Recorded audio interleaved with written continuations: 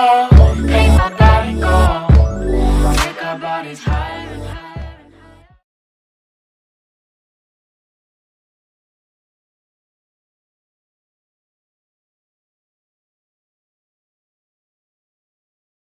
Hi guys, today I am going to explain my major project which we have done in final year. The title of the project is Overcurrent Fault Protection of Induction Motor using LabVIEW. Now I am going to explain the hardware which we have implemented. This is the hardware and it's going to contain current transformer and potential transformer, which are known as instrument transformers for measuring current and voltage. And next, these are the loads. First I am going to show the induction motor which we are going to protect, and these are the two loads, bulb 1 and bulb 2, which are going to be used as increasing the current value so that overcurrent fault occurs. And these are the switches which are connected to the loads, and all these loads are connected in parallel. Now we are going to read the current and potential transformer values with the help of NI Instruments DAC USB 6008 hardware to interface with LabVIEW software. So this is the LabVIEW software. In this we have designed the front panel with voltage and current waveforms and voltage and current values. Now I am going to show you the block diagram.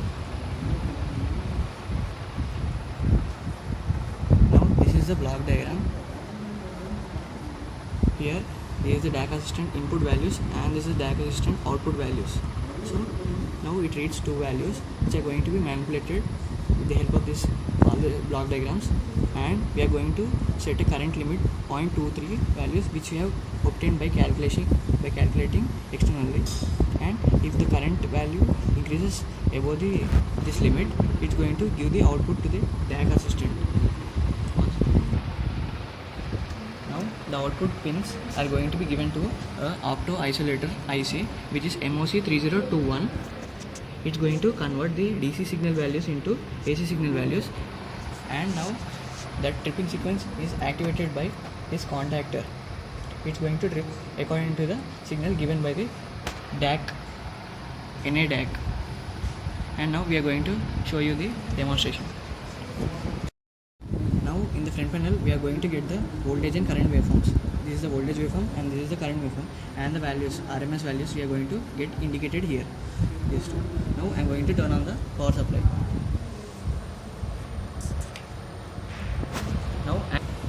Now I am going to turn on the induction motor with this switch. The induction motor gets started. Now we are going to observe the voltage and current waveforms in the LabVIEW software front panel. So these are the voltage and current waveforms. Now I am going to turn on the bulb 1 in order to increase the current value. Now we are going to observe the current and voltage waveforms again.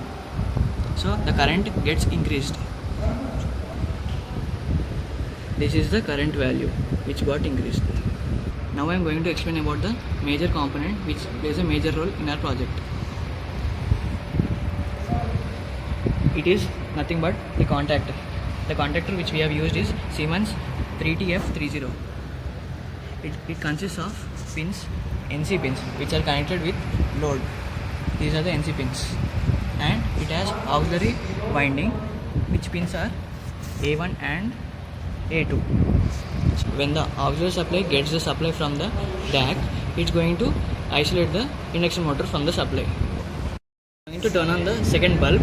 The current value exceeds the preset value which we have got through our calculations, that is nothing but 0.23 amps.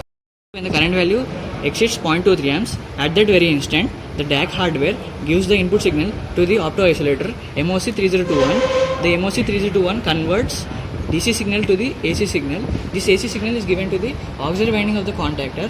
The contactor gets energized and pulls the plunger in order to isolate the whole load. Now I am going to turn on the second bulb to see the output. The whole circuit gets tripped and the induction motor is isolated from the power supply. In this way, the induction motor is protected from overcurrent fault.